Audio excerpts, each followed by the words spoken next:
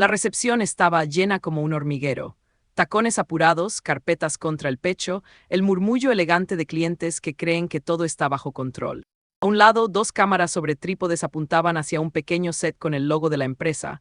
Luces blancas, micrófonos de solapa, una transmisión en vivo lista para impresionar a gente que nunca pisa este edificio. Yo entré como una más, sin chofer, sin escoltas, sin marcas visibles. Un bolso sencillo, ropa común, el cabello recogido con prisa. Nadie me miró dos veces. Y eso era exactamente lo que quería. Di dos pasos hacia el mostrador y una mujer se me atravesó como una barrera con perfume caro y sonrisa cruel. Tenía esa seguridad de quien manda sin tener que demostrarlo.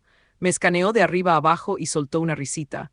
Aquí no entra cualquiera, dijo, lo suficientemente alto para que la escucharan los de la fila. Algunos clientes levantaron la vista, otros fingieron no oír, como si el desprecio fuera parte del servicio. Yo mantuve la voz calmada. Necesito revisar documentos internos. Es una visita rápida. La palabra internos le encendió algo en la mirada, curiosidad mezclada con rabia. ¿Documentos?, repitió, exagerando la sorpresa. Claro, y yo soy la presidenta. Se giró hacia la recepcionista, que tenía los dedos tensos sobre el teclado. ¿Ves? Otra que viene a inventar. La chica intentó decir algo, pero la mujer la cortó con un gesto. Fue ahí cuando entendí que no era solo grosería, era costumbre, un sistema entero entrenado para bajar la cabeza. Yo no subí el tono, no discutí. Solo repetí despacio como quien pone una pieza en el lugar correcto, verifica con administración, te tomará 2 minutos. Ella apretó la mandíbula, miró de reojo las cámaras y decidió hacer de mí un espectáculo. Tomó una taza de café que estaba en el borde del mostrador y con un movimiento seco la levantó. Por un segundo pensé que solo me amenazaría con la mirada, pero no. Lo arrojó, el café me golpeó en el pecho y se escurrió por la tela como una mancha viva, caliente, pegajosa. Alguien soltó un jadeo, otro murmuró no, como si eso pudiera deshacerlo. Las cámaras siguieron grabando. La mujer, en lugar de frenarse, gritó con toda la garganta: «Mi marido es el dueño de esta empresa. A ti te sacan hoy mismo». Yo no grité, no me limpié. Sentí el ardor atravesar la blusa y aún así la miré fijo. Entonces sonreí, no por humor. Por claridad, como quien por fin confirma lo que sospechaba. Saqué el celular con una calma que hizo más ruido que su grito, marqué un número y lo puse en altavoz. «Hola, ¿puedes bajar a recepción ahora? Tu dueño acaba de agredirme». La mujer perdió el color. El silencio cayó de golpe, pesado, perfecto. El café seguía goteando, y nadie, absolutamente nadie, se atrevió a respirar fuerte. Pero para entender por qué esa llamada lo destruyó todo, tengo que llevarte 30 minutos atrás. Antes de seguir, dime desde qué ciudad me escuchas, porque lo que pasó después hizo temblar a toda la empresa. Entré como nadie, con el mismo abrigo sobrio que uso cuando no quiero que el mundo me reconozca. Tengo 40 y tantos, la espalda recta por costumbre y los ojos entrenados para notar lo que otros pasan por alto. No vine a que me aplaudieran, vine a ver la verdad, y la verdad casi nunca se muestra cuando la gente sabe quién eres. En los papeles soy la presidenta del grupo, la firma final, el nombre que aparece en los contratos que mueven cifras que marean a cualquiera. Pero en la vida real soy otra cosa, una mujer que aprendió a desconfiar el día que la pérdida me dejó sin margen para la ingenuidad. Antes yo era más blanda, antes creía que la lealtad se sostenía sola. Luego la vida me arrancó a la persona con la que construí todo esto y me dejó una empresa enorme, un duelo interminable y una sola manera de sobrevivir: volverme fría, metódica y terriblemente presente. Por eso tengo un ritual. Cada 15 días, sin falta, visito una sucursal distinta sin avisar, no por capricho ni por teatro. Lo hago porque el control real no está en las juntas ni en las presentaciones pulidas. Está en los pasillos, en los silencios, en la cara de alguien cuando cree que nadie importante lo está mirando. La corrupción no siempre se anuncia con cifras raras. A veces se anuncia con un tono de voz, con un permiso negado, con una recepcionista temblando sin saber por qué. Me visto común a propósito, ropa sencilla, sin logos, sin cortes de poder, un bolso viejo que cualquiera subestimaría, zapatos cómodos, nada de joyas, ni siquiera un reloj caro. Si alguien me trata bien, no será por lo que llevo encima. Y si alguien me trata mal, entonces sabré exactamente quién es cuando se siente dueño de un pedazo de mundo. Hoy tocaba la sucursal más grande, la del norte. La que presume eficiencia, pantallas digitales, auditorios con iluminación profesional y un lobby que huele a éxito recién comprado. Había un evento importante, transmisión en vivo para inversionistas y un cliente gigante que no perdona errores. Lo sabía porque yo misma firmé la autorización 2 semanas atrás.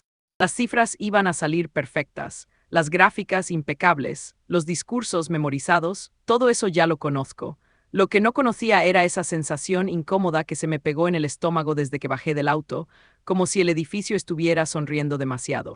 Caminé hacia la entrada principal y apenas crucé las puertas, lo vi. La recepción estaba llena, sí, pero no era la cantidad de gente lo que me llamó la atención, era el aire. La tensión se siente igual en cualquier lugar. En una casa con secretos, en una sala de juicios, en una empresa que finge estabilidad mientras se pudre por dentro. Había clientes esperando con paciencia forzada, proveedores con carpetas apretadas como escudos y empleados moviéndose rápido, demasiado rápido, evitando miradas.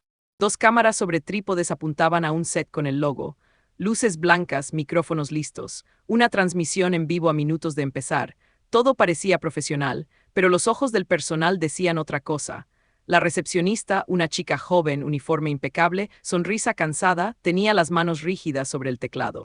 Sus dedos iban y venían sin descanso, como si trabajar más rápido pudiera evitar algo. Cuando me acerqué, levantó la vista y su expresión cambió apenas un segundo. No fue desconfianza, fue susto. Ese tipo de susto que no se le tiene a un cliente, sino a alguien dentro del sistema. Buenos días, dije con calma. Necesito pasar al área administrativa. Vengo a revisar documentos internos. No le di mi nombre, nunca lo doy al inicio, primero observo. Ella tragó saliva. Abrió la agenda en la computadora, buscó, frunció el ceño. ¿Tiene cita? Preguntó, pero la pregunta no sonó como protocolo, sonó como advertencia. Antes de que yo respondiera, una voz se metió por encima del mostrador como una mano que empuja. Otra, la voz venía de la derecha. Firme, irónica, con ese brillo de quien disfruta el poder que le prestan. Giré despacio y la vi, la supervisora del área administrativa, o eso parecía por cómo todos se reacomodaron apenas ella apareció. Vestido entallado, uñas perfectas, una sonrisa que no llegaba a los ojos. No era alta, pero ocupaba espacio como si lo fuera. Se plantó frente a mí sin pedir permiso, mirando mi bolso viejo como si le diera asco. Aquí no entra cualquiera, dijo, y lo dijo para mí, pero también para que lo escucharan los que estaban alrededor. Era un mensaje. Un recordatorio de jerarquías invisibles. La recepcionista bajó la mirada. Un empleado que pasaba con una tablet fingió leerla con intensidad. Dos clientes se miraron entre sí incómodos, pero se quedaron. Nadie intervino, nadie corrigió. Solo necesito pasar, respondí igual de tranquila. Son documentos internos, tardaría poco. La mujer soltó una risa breve, seca. Todos dicen lo mismo cuando quieren colarse. Se giró hacia la recepcionista como si fuera un objeto. ¿Y tú qué haces? ¿Ya le pediste identificación o también andas regalando accesos? La chica se encogió en su silla. Vi el temblor mínimo en su mano cuando tomó mi solicitud como si fuera una bomba. Ahí lo confirmé, no era una supervisora estricta. Era la dueña de un pequeño reino de miedo, y los reinos así solo existen cuando alguien los permite. Yo no discutí, no porque no pudiera. Porque discutir te distrae. Y yo estaba ahí para ver, no para reaccionar. Me limité a observarla, su forma de pararse, la rapidez con la que cortaba a los demás, la confianza con la que hablaba en nombre de algo más grande que ella. El abuso siempre se disfraza de procedimiento. Verifica con la gerencia regional, dije por fin, con gusto espero. Su sonrisa se tensó un poco, como si esa frase hubiera tocado una cuerda que no quería oír. Y entonces escuché el detalle que cambió el color de la escena. Detrás de nosotros, dos empleados susurraron algo, creyendo que nadie los notaba. No escuché todo, pero sí lo suficiente. No la contradigas, ella tiene protección. Y luego el nombre repetido como si fuera un salvavidas, el dueño. El marido, el que manda de verdad, y como si fuera una contraseña lo conectaron con la gerente regional. No levanté las cejas, no mostré sorpresa. Por dentro, sin embargo, algo encajó. Esa mujer no era valiente, estaba respaldada o creía estarlo.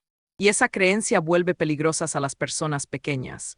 Miré de nuevo el lobby impecable, las cámaras listas, las pantallas mostrando logros y crecimiento. Todo era brillo, pero bajo el brillo el miedo caminaba libre y el miedo nunca aparece solo.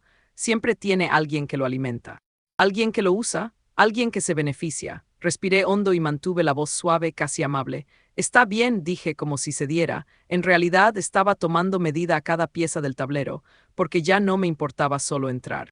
Me importaba saber quién había convertido una recepción en una frontera, quién había entrenado a la gente a bajar la cabeza y qué tan alto llegaba esa supuesta protección. Ese lugar olía a café y a miedo, y el miedo siempre tiene dueño. Intenté una vez más hacerlo por la vía correcta, no por sumisión, sino por método. Me acerqué apenas al mostrador y, sin alzar la voz, pedí hablar con la gerente regional. Dije su nombre con naturalidad, como quien sabe que esa persona existe y cumple una función real. No terminé la frase cuando la antagonista se giró bruscamente, como si hubiera tocado un cable eléctrico. No la molestes, dijo seca, cortante. No fue una sugerencia, fue una orden. Sus ojos se clavaron en los míos con ese brillo aprendido de quienes repiten frases de poder sin entenderlas del todo. Está ocupada, tiene cosas importantes que hacer, no va a bajar por cualquier insistente. Ahí lo noté, hablaba como alguien que se siente autorizada a decidir quién merece acceso y quién no, pero sin la seguridad tranquila del liderazgo real. Era un guión memorizado, palabras grandes en una boca pequeña. Me pregunté cuántas veces había ensayado esa escena frente al espejo. Solo será un momento, respondí. Es importante. Ella soltó una sonrisa ladeada y bajando un poco la voz lo suficiente para que sonara confidencial, pero para que todos escucharan, añadió, mira, te voy a ahorrar tiempo. Mi esposo manda aquí. Y cuando digo manda, es manda. Así que deja de insistir antes de que esto se ponga incómodo para ti. La frase cayó pesada. Algunos clientes fingieron mirar el teléfono. Un proveedor acomodó sus papeles sin necesidad. Nadie reaccionó. El miedo había hecho bien su trabajo. La recepcionista levantó la vista apenas un segundo, miró al antagonista y luego a mí. Sus labios se movieron, dudó y habló. Señora, tal vez podríamos verificar su identidad, dijo con voz temblorosa. Solo para estar seguras. No terminó. La antagonista la silenció con una mirada cargada de amenaza. ¿Te pagamos para cuestionar o para obedecer? Escupió. Haz tu trabajo y deja de crear problemas. Vi cómo la chica se encogía sobre sí misma. No era la primera vez. Eso se notaba. Había un patrón ahí, uno que no se construye en un día. Intimidación sistemática, correcciones públicas, castigos pequeños, constantes, suficientes para entrenar a cualquiera a no hablar. Mientras fingía escuchar al antagonista, mis ojos recorrían el espacio. Sobre el mostrador había correos impresos con encabezados oficiales, pero algo no cuadraba, firmas mal alineadas, un logo ligeramente desfasado, fechas repetidas. Detrás, un tablero con notas de descuentos urgentes marcados con plumón rojo. 2 proveedores esperaban desde hacía demasiado tiempo, lo supe por la forma en que ya no preguntaban nada. Solo aguardaban, resignados. Olía a desorden maquillado, a decisiones tomadas sin permiso, a gente usando credenciales que no le pertenecían. Entonces lo vi. En la pantalla secundaria de la recepción apareció, por un segundo, una cuenta abierta, correo gerencial, no el institucional genérico, sino el personal. La sesión seguía activa. La antagonista notó mi mirada y se giró de inmediato, cubriendo la pantalla con el cuerpo como quien protege algo que no debería estar ahí. Demasiado tarde, ya había entendido, no era solo abuso, era suplantación. ¿Sabes qué? Dijo de pronto, elevando la voz. Estoy harta de estafadores como tú. Vienen bien vestidos de humildad con historias tristes, creyendo que pueden engañar a cualquiera. Aquí no funciona así. La humillación fue pública, calculada. Quería que yo me encogiera, que los demás aprendieran.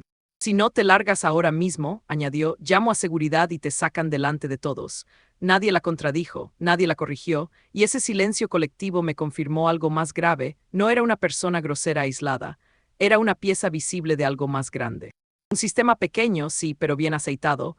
Pude haber dicho mi nombre en ese instante, pude haber terminado la escena en segundos, pero no vine a ganar una discusión, vine a entender el mapa. Cuando revelas quién eres, todos actúan bien, sonríen, piden disculpas, corrigen.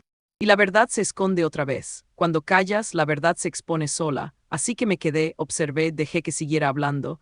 La gerente está conmigo, remató con orgullo. Es familia, es respaldo, aquí todo está arreglado. La mentira era grande, demasiado grande para improvisarse. Eso también se aprende. Alguien se la había dado, alguien le había hecho creer que tenía una red debajo, y las personas así siempre cometen el mismo error, confunden acceso con propiedad. Saqué el celular despacio, sin dramatismo, no lo puse en altavoz, marqué un número que conozco de memoria. Mi asistente legal contestó al segundo timbre. Activa protocolo de crisis, dije en voz baja, posible suplantación de identidad, abuso de autoridad y exposición pública. Estoy en sitio. No necesitaba explicar más. Colgué y guardé el teléfono mientras la antagonista seguía hablando, convencida de que estaba ganando.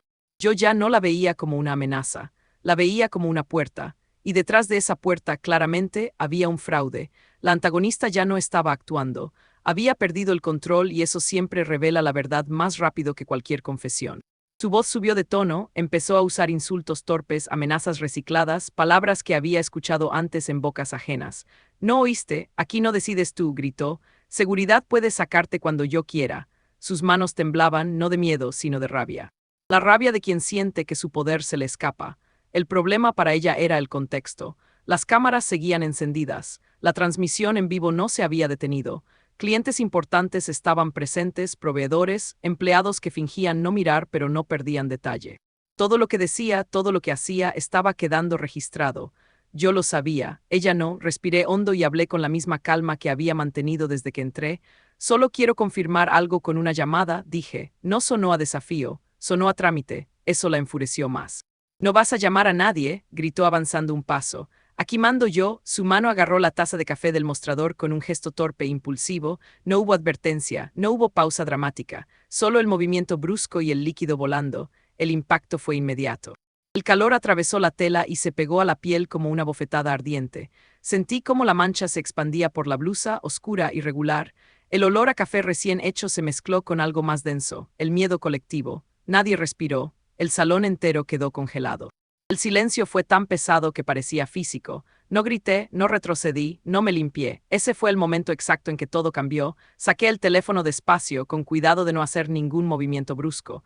Lo desbloqueé, pulsé un número que no necesitaba buscar. Lo puse en altavoz y esperé. La antagonista me miraba con los ojos abiertos de más, como si recién empezara a entender que había cruzado una línea que no sabía dónde estaba.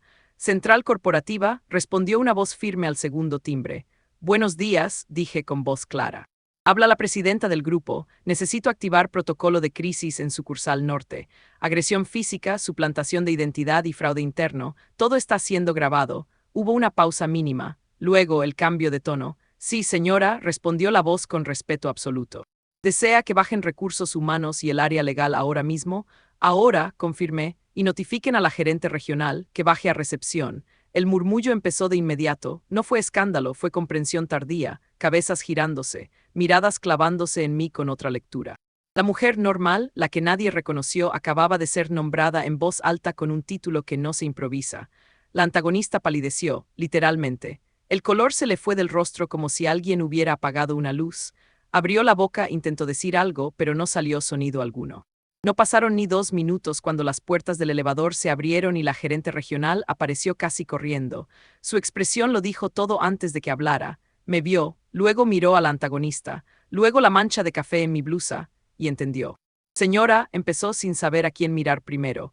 ¿Conoces a esta persona? Pregunté sin elevar la voz. La gerente negó de inmediato. No, no es familia, no es mi pareja, no tiene ninguna relación personal conmigo. La antagonista dio un paso atrás. Está mintiendo, balbuceó. Díselo, diles que. No la dejó terminar. Recursos Humanos llegó con una carpeta gruesa bajo el brazo.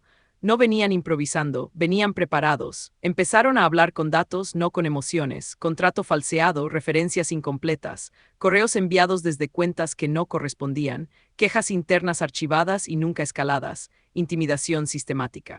Y entonces vino el golpe final. Una mujer entró por la puerta principal con un niño de la mano. Miraba alrededor con urgencia hasta que vio a la antagonista. ¿Qué haces aquí?, preguntó con voz cansada. Te estuve llamando, dijiste que hoy sí habría dinero.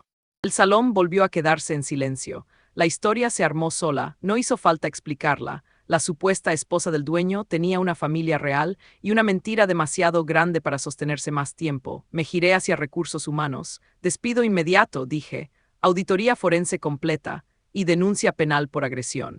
Nadie discutió, nadie cuestionó. Mientras todo se movía a mi alrededor, yo seguía de pie con la blusa manchada sin limpiar el café, no por orgullo, por evidencia, porque ese café no me manchó, me dio la prueba que me faltaba, no levanté la voz, no hice un espectáculo.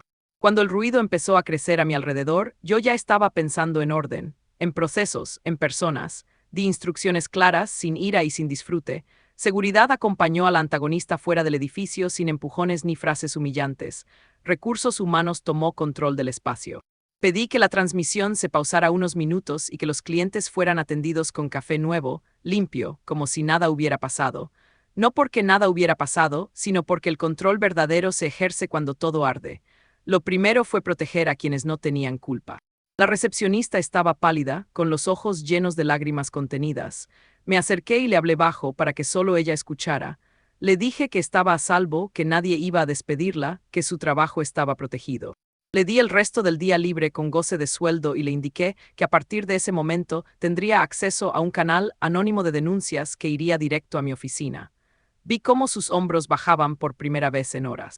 A su alrededor, otros empleados entendieron el mensaje sin que yo tuviera que repetirlo. Aquí, el miedo no manda. La auditoría comenzó ese mismo día. No una revisión superficial, sino una forense, de las que no buscan errores sino patrones. Correos enviados desde la cuenta de la gerente regional que ella nunca escribió, contraseñas compartidas por urgencia que se volvieron llaves maestras, reembolsos pequeños, constantes, diseñados para no levantar alertas, descargas completas de la base de datos de clientes. Cada hallazgo no era una sorpresa, era una confirmación.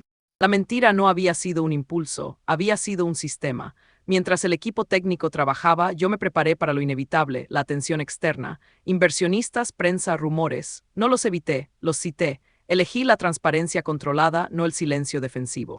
Expliqué qué había ocurrido, que se había descubierto y qué acciones se estaban tomando, sin adjetivos, sin drama, solo hechos. El efecto fue inmediato y para muchos inesperado. La confianza no cayó, subió, porque cuando una empresa enfrenta una crisis sin esconderla, demuestra que sus cimientos son reales. Las consecuencias empezaron a alinearse con rapidez: rescisión de contrato con causa justificada, congelamiento de cuentas vinculadas a los reembolsos falsos, demanda civil por daños y perjuicios, denuncia penal por agresión, investigación formal por suplantación de identidad. No celebré ninguno de esos pasos, tampoco los dudé.